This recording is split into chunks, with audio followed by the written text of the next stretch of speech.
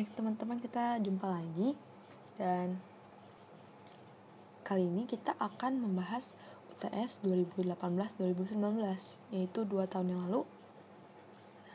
Langsung aja kita bahas. Ini lebih ke agak kompleks gitu ya, jadi kayak nyampur-nyampur gitu. Di sini pada tanggal 1 April 2017, PT Pramuka membeli 32% saham PT Salemba sebesar 750 juta dan diasumsikan mempunyai pengaruh yang signifikan. Ya, karena dia 32% ya. Laporan keuangan PT Salemba per 31 Desember 2016 yang diperoleh PT Pramuka menunjukkan total equity terdiri dari common stock yaitu sebesar 640 juta, additional paid in capital sebesar 560 juta, dan retained earning 350 juta. Untuk soalnya, buatlah schedule alokasi kelebihan cost atas net asset yang diperoleh. Oke, jadi kita buat schedule alokasi kelebihan cost atau schedule untuk excess value-nya gitu. Oke, jadi untuk itu kita buat dulu nih, kita cari dulu berapa sih book value atau aset yang sebenar-benarnya gitu kan.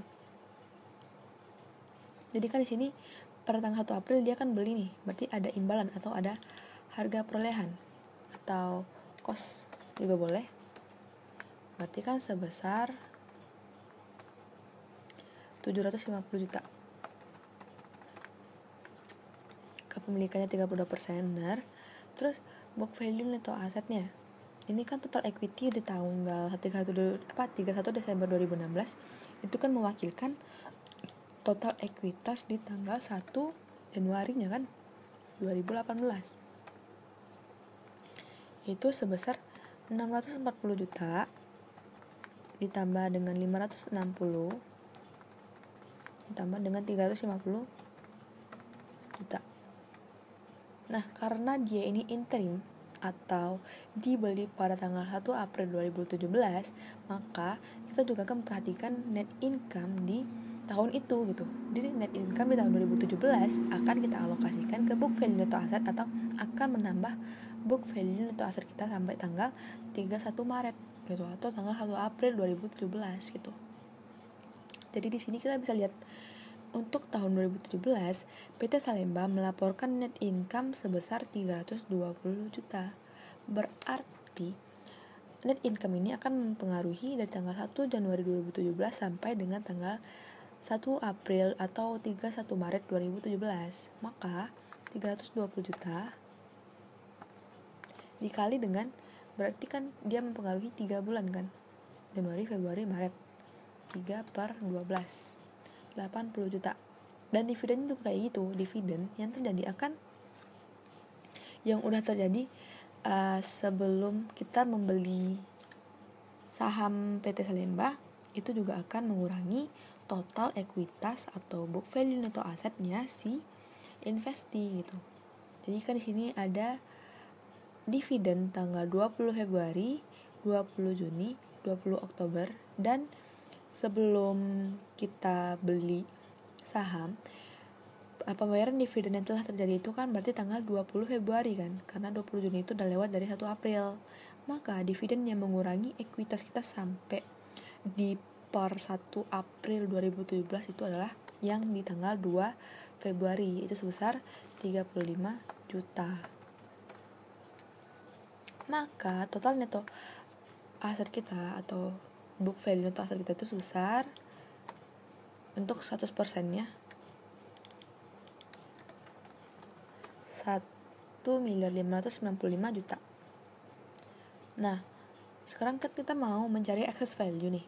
Berarti kita bandingkan atau selisihkan imbalan atau cost-nya itu dengan sesuai dengan kepemilikannya gitu. Berarti di sini book value atau aset 32%-nya adalah ini dikali dengan 32% untuk kepemilikannya.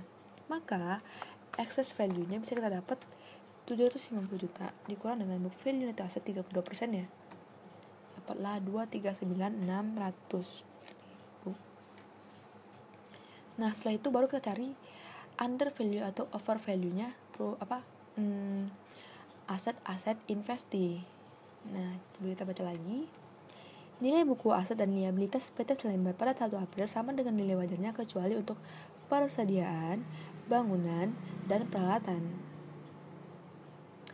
persediaan yang nilai bukunya itu 152 juta, mempunyai nilai wajar 180 juta. Persediaan terjual selama 2017.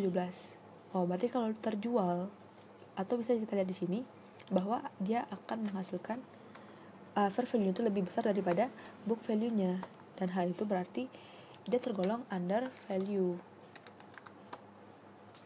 Nah, kalau under value kan berarti diasumsikan kelebihannya ini untuk yang inventory tadi terjual selama tahun 2017 semua, berarti terjual semua ya gitu ya.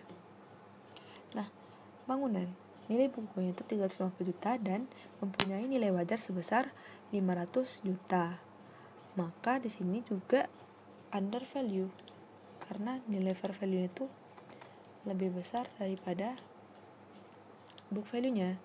Peralatan juga sama, 450 80 dikurang 200 juga under value.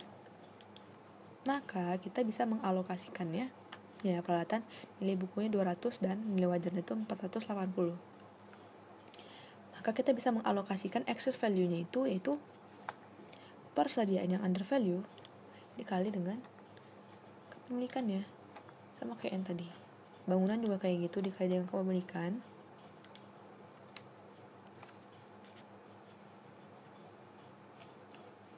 Ini juga peralatan. Nah, baru kita cari goodwill-nya, itu total excess value dikurang dengan yang ini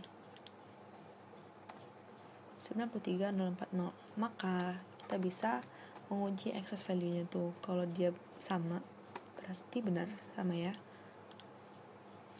Nah, itu untuk alokasi excess value-nya, alokasi kelebihan cost atas net aset yang diperoleh, yang A. Sekarang yang B, buatlah jurnal yang diperlukan untuk mencatat transaksi yang berkaitan dengan investasi di BT Salemba. Ini akan kita bahas di video berikutnya ya, karena udah 7 menit.